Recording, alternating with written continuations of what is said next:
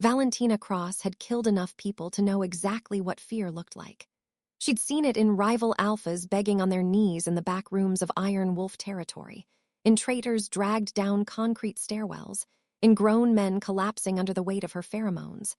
A scent people described as struck flint and cold rain, the kind of thing that made a room go quiet before she'd said a word.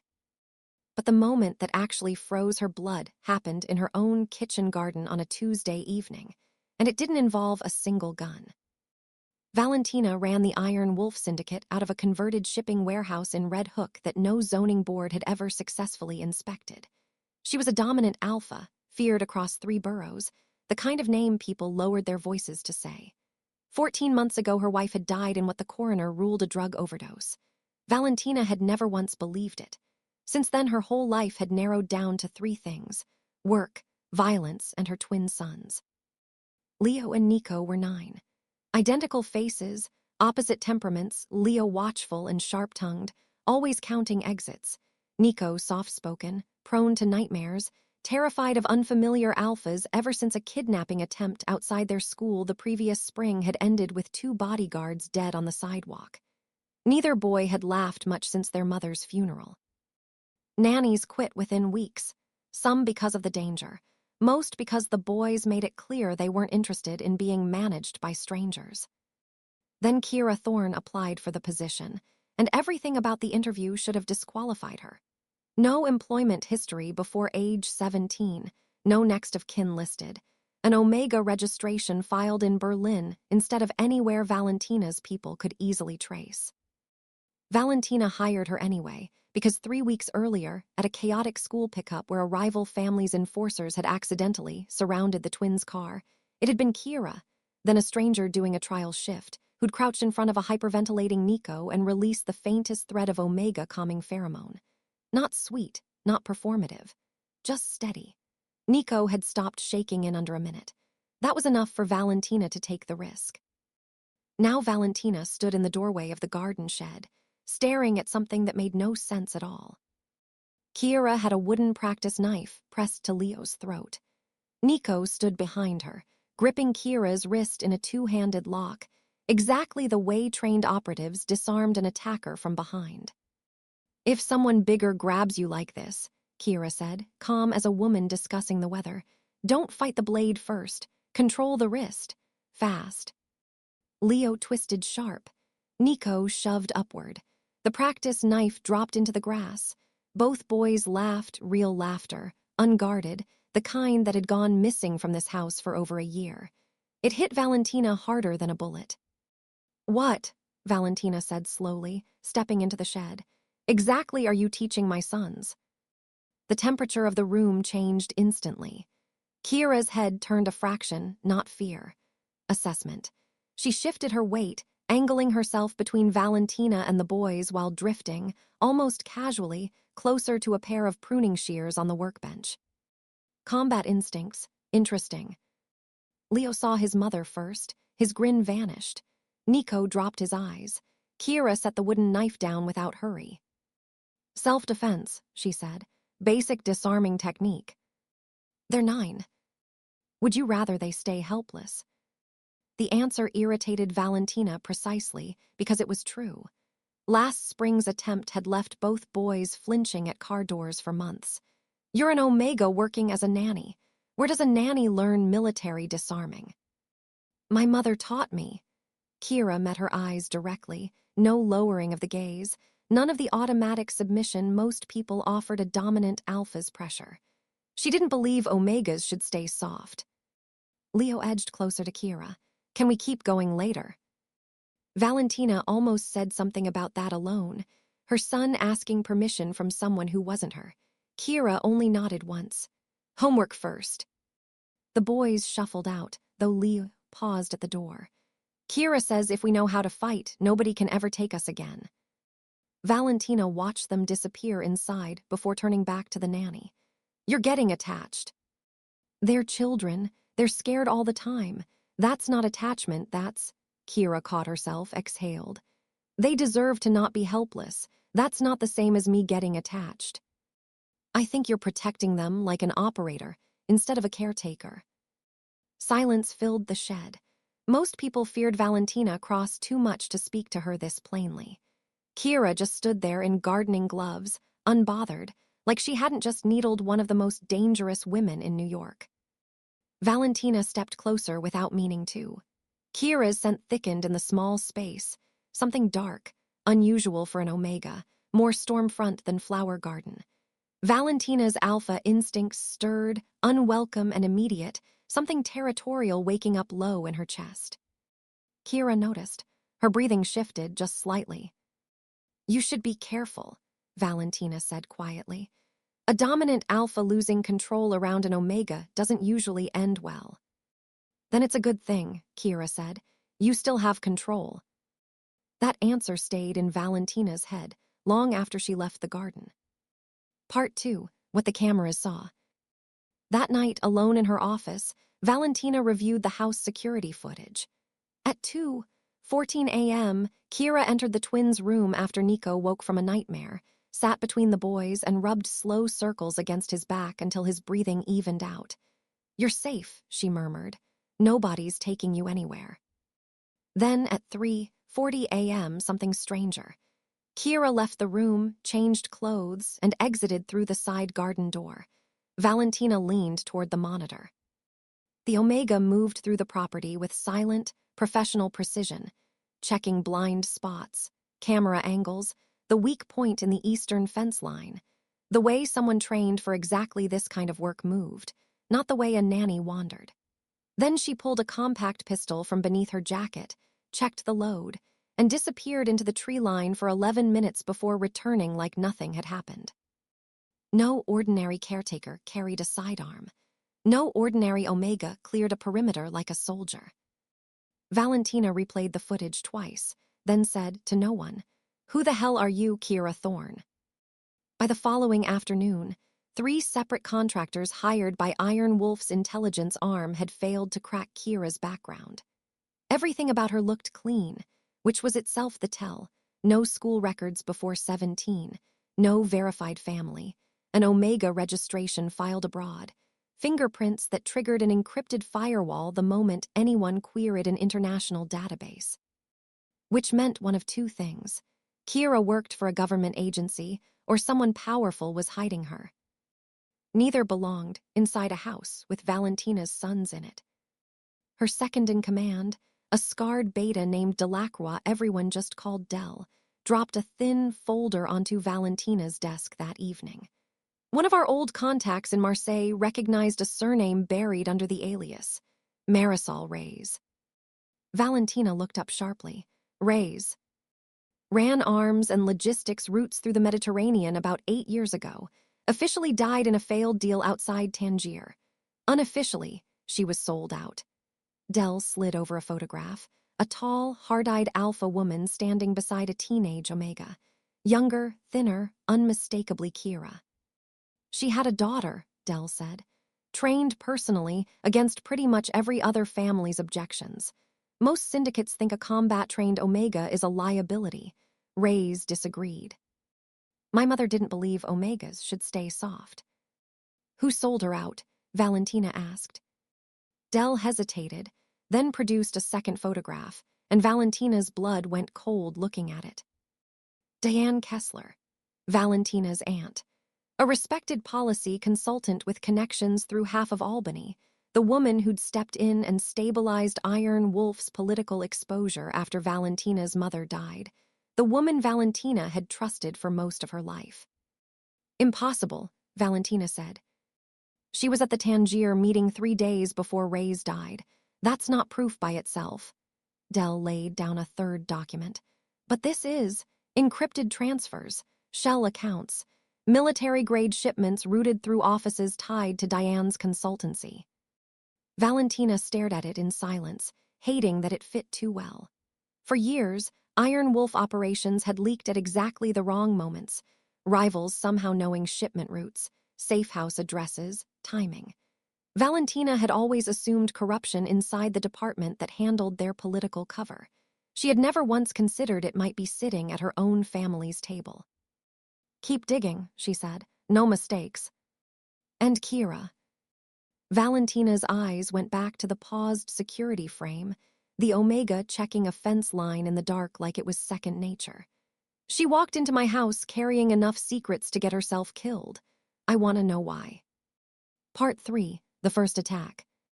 Downstairs, Kira was slicing fruit while the boys argued over a card game.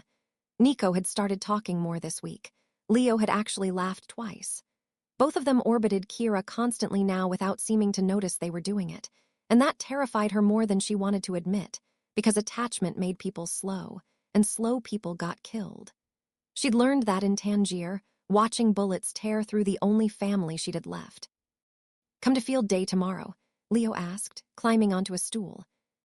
"No." "Why not?" "Because public crowds mean exposure. Because people are hunting me. Because every extra minute outside these walls is a minute someone recognizes my face." She couldn't say any of that to a 9-year-old. "I have work," she said instead. Leo narrowed his eyes. "You always say that when you're lying." Before Kira could answer, Valentina walked in, and the room's pressure changed instantly, even without a single pheromone released. The twins straightened on reflex. "Boys," Valentina said evenly. "Upstairs." They went, reluctantly, exchanging looks. The second the door shut, Valentina crossed the kitchen slowly. "You lied to me," she said, "about your name." Kira didn't bother pretending. "About which part?" "Marisol Reyes was your mother." Something closed over Kira's face, confirmation, and the knowledge that pretending was over. "How much do you know?" "Enough to know you're not some harmless caretaker." "Depends who's asking." Valentina reached out fast, grabbing Kira's wrist, testing reflexes. Kira reacted instantly, twisting the grip into a joint-lock counter that had Valentina's own arm pinned against the counter before either of them had fully registered it happening. For one violent second, neither moved. Then Kira released her, too late for either of them to pretend it hadn't happened. "Military training," Valentina said quietly. "Self-defense." "Don't insult me." The air thickened between them, Valentina's pheromones rolling out unconsciously, sharp, territorial. Most Omegas would have dropped their eyes. Kira's breathing changed instead, her own scent deepening in response despite the visible effort to control it. "You know what I am," Valentina said, "and you walked willingly into my house. Maybe I needed someone more dangerous than the people chasing me." That landed harder than Valentina expected, because it sounded honest. A crash from upstairs cut the moment in half. Nico screamed. They reached the twins' room to find him on the floor, shaking violently, Leo trying to hold him still. "His suppressants," Leo shouted. "He forgot them this morning." Nico's secondary gender had started presenting early, and his pheromones destabilized under panic. Valentina dropped to her knees. "Nico, look at me." He couldn't focus. The room filled with the sour, chaotic scent of a child in full panic. "May I?" Kira asked quietly. Valentina nodded once. Kira knelt and released a slow wave of calming Omega scent, nothing seductive, nothing manipulative, just warm and steady. Nico's breathing slowed within seconds. Leo relaxed too, drifting closer without seeming to notice he'd done it. Nico finally curled weakly against Kira's chest. "Don't leave," he whispered. Something flickered across Kira's face, real pain, quickly hidden. "I'm here," she murmured. Watching from the doorway, Valentina felt something shift dangerously in her chest. Kira was dangerous. She was also, for the first time in 14 months, the reason this house looked like it had a family in it again. That night, Valentina couldn't sleep. At 2 a.m., she passed the twins' room and stopped cold. Both boys were asleep against Kira, who sat propped against the headboard reading quietly under a dim lamp. The image was absurdly domestic. Kira looked up. Neither of them spoke. Then Nico stirred, mumbling into Kira's shoulder without waking. "Mom." The room went silent. Kira froze. Valentina stopped breathing. Leo, half asleep, tightened his grip on Kira's sleeve. Standing there in the dark, Valentina understood something terrifying. Her sons had already started to see this woman as family, which meant if Kira betrayed them, it would break the boys all over again. Part 4. The Breach. The next morning at breakfast, Valentina noticed the faint stiffness in Kira's movements before anything else registered. The shadows under her eyes, the careful way she favored her left arm while pouring coffee. "You're hurt." "It's nothing." "Lying doesn't work well on me. Show me your arm." Kira rolled up her sleeve. A fresh cut wrapped her forearm, not deep but recent. Leo stood up from his stool immediately. "What happened?" "Kitchen accident," Kira said. "Bullshit," Valentina said flatly, and even the twins knew that wound hadn't come from a knife slipping on a cutting board. Before Kira could explain, alarms tore through the house. Every screen flashed red. "Intruder, South Perimeter breach." "5 hostiles confirmed," Dell's voice crackled over comms. Valentina's pheromones slammed the room hard enough to make a nearby guard flinch through the wall. "Get the boys upstairs." Gunfire cracked through a window before she finished the sentence. Glass shattered across the breakfast table. Nico screamed. Valentina shoved both boys behind the marble island, gun already drawn. Kira's whole demeanor changed in a heartbeat, the softness gone, replaced by cold, terrifying focus. She grabbed a fallen kitchen knife and moved toward the broken window as a masked attacker climbed through. She drove the blade up under the woman's jaw with brutal precision, twisted it free, and caught the falling rifle before the body hit the floor. Leo stared, wide-eyed. A second attacker appeared in the doorway. Kira fired twice, center mass, before Valentina could raise her own weapon. "Stay down," Kira ordered the boys, and even Valentina obeyed the tone. More gunfire echoed from the East Hall. 3 more incoming, Dell reported. "This wasn't random," Kira said, checking the corridor with cold precision, blood dripping from a graze along her fingers. "They knew exactly where to hit." Valentina had already reached the same conclusion. The attackers had bypassed exterior patrols too cleanly. Someone had leaked the internal layout. Someone close. They fell back through a hidden corridor beneath the house toward the reinforced panic room, Kira keeping herself between the boys and every hallway they crossed. The steel door sealed behind them just as another explosion rocked the walls upstairs. In the sudden quiet, Leo looked at Kira and asked, entirely serious, "Are you secretly some kind of assassin?" "Something like that," Kira said, leaning against the wall. Nico stared at the blood on her sleeve. "You're hurt because of us." "No," Kira said, kneeling beside him immediately. "I'm hurt because bad people made bad decisions." Watching from across the room, Valentina understood none of it made sense, and all of it made sense at the same time. Blood on this woman's hands, and still gentle enough to kneel in front of a frightened child within the same minute. 20 minutes later, Dell confirmed the perimeter secure. 3 dead, 2 escaped, which meant a leak, and a leak meant a test. Someone had wanted to measure the house's defenses. Alone with Kira at the kitchen sink afterward, Valentina asked, "You killed 2 people in under 15 seconds. They were going to hurt the boys." "That's not an answer." Kira shut off the water slowly. "My mother started training me after the first assassination attempt when I was 13. Rival Alphas thought an Omega heir made her weak. She wanted me to survive even after she was gone." "Did you?" Pain crossed Kira's face before she buried it. She didn't. Valentina understood, suddenly, that Kira wasn't only hiding from dangerous people. She was carrying a grief that looked painfully familiar. Nico ran into the kitchen then and wrapped both arms around Kira's waist without warning. "I thought you died." Kira's composure cracked for the first time all day. Slowly, she hugged him back. Watching them, Valentina felt something inside her shift into genuinely dangerous territory, because for the first time since her wife's death, this house didn't feel empty, and she was starting to want Kira to stay. Part 5. The Woman at the Table. Dell's next report landed like a stone. "Boss, you're not going to like this." Photographs spread across the desk. Diane Kessler shaking hands with a lieutenant from the Pharaoh family, Iron Wolf's fiercest rival. Diane entering a closed-door meeting tied to a federal trafficking probe. And then Valentina's stomach dropped. A photo of her late wife, Sophia, standing beside Diane 3 days before her death, looking unmistakably afraid.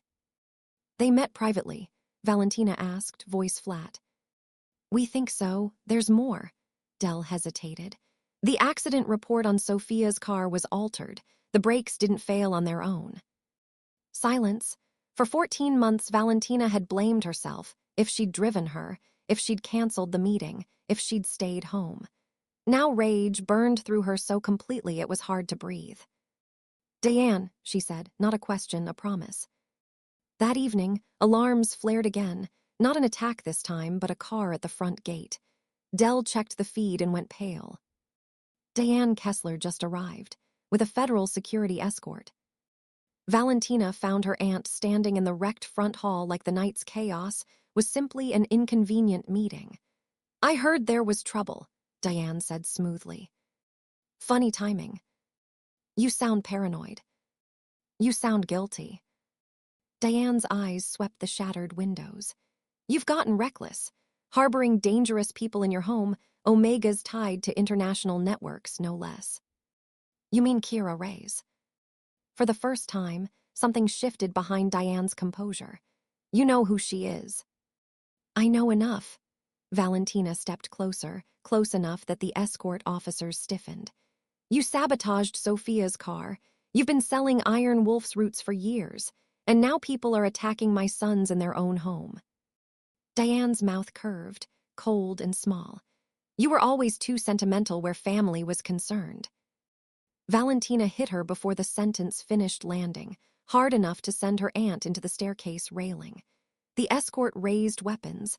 Iron Wolf guards mirrored them instantly.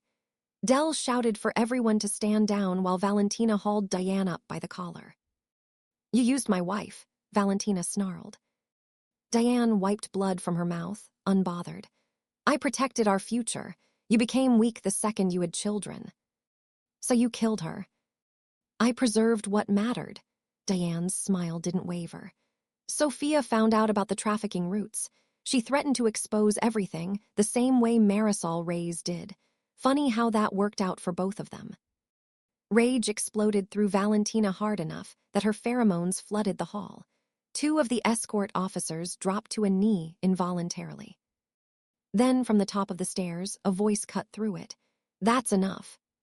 Kira stood there, pale from blood loss but steady, a pistol in hand, the twins hovering behind her despite Dell's efforts to keep them back. "There you are," Diane murmured, something like alarm finally surfacing. "You spent 7 years hunting me," Kira said, descending slowly. "You stole something valuable from me first. Nobody cares about a dead Omega's evidence." "You're wrong." Kira held up a small flash drive. "Every file connecting your consultancy to the trafficking network went out 10 minutes ago. 3 outlets, federal oversight, everything." Diane's composure finally broke. "You stupid." A shot rang out, one of Diane's hidden security detail, aimed at Kira. Leo screamed a warning a half-second too late. Kira twisted but not fast enough, the bullet tearing through her shoulder. Nico screamed. Valentina lost every ounce of remaining control. She crossed the hall in an instant, put down the shooter, and slammed Diane to the marble floor hard enough to crack it. "You ruined everything," Diane spat. "No," Valentina said, and hit her again, and again, 14 months of grief pouring into every strike, until Kira's weak grip finally found her arm. "Valentina." She stopped, only for that. Real police sirens wailed outside minutes later, federal, not bought. Dell checked her phone. Arrest warrants just went out, every account tied to Diane's frozen. It was over. Diane Kessler was arrested that night. She died in a federal holding facility 8 months later after several co-conspirators turned on each other trying to cut deals. Every trafficking route tied to her collapsed within the year. No one came for Kira again. Part 6, what came after? 2 years passed, and Iron Wolf looked almost unrecognizable. Most of the old operations wound down, replaced with legitimate security contracts and a foundation, run jointly, that quietly dismantled trafficking routes across 3 states. Kira ran it beside Valentina now, openly. The twins healed slowly. They laughed more, slept through most nights, and argued constantly over which of them had inherited more of their mother's temper. Valentina's alpha rut, when it finally hit, 3 days of restlessness she'd spent her whole adult life suppressing through sheer discipline, arrived without warning on an ordinary Tuesday. She locked herself in her office rather than risk losing control anywhere near the people she loved. Kira found her there anyway, carrying a tray she never got to set all the way down. "Don't," Valentina said, voice rough. "Don't come closer." Kira went still, reading the room the way she read everything, fast, precise. "You're in rut. I need you to leave. You're shaking." "I could hurt you," the words scraped out. "I won't do that, not to you, not ever." Kira set the tray aside and crossed the room anyway. "You've never hurt me. Not in the garden, not in the panic room, not in that hallway with Diane. Every time your instincts pushed you toward something ugly, you pulled back. For the boys, for me." She knelt in front of Valentina's chair. "You're not a monster." Something in Valentina's chest broke open at that. The fear Diane had planted years ago, finally crumbling under the weight of someone who simply refused to believe it. "Let me stay," Kira said. "Through this, just this once." What followed was quiet and slow, and eventually, a bond mark sealed at the curve of Kira's shoulder, sealed with the kind of permanence neither of them had let themselves want in years. A claim given freely, chosen twice over, by 2 people who had both spent their lives running and had finally, somehow, stopped. 3 weeks later, Valentina stood in the boys' doorway and watched Kira finish a bedtime story. Nico was already half asleep, one hand fisted in Kira's sleeve. Leo, fighting it, finally lost the battle too. "Love you," Kira murmured, kissing each forehead. "Both of you, always." "Love you too, Kira," Leo mumbled, already gone. She turned and found Valentina in the doorway. "How long were you standing there?" "Long enough," Valentina said, pulling her close, "to fall in love with you all over again." Down the hall, Leo cracked one eye open. "Told you," he whispered to his sleeping brother. "Mom's got it bad." Outside, the city glittered on, full of ordinary possibility. And for the first time in years, nobody in that house was running from anything at all.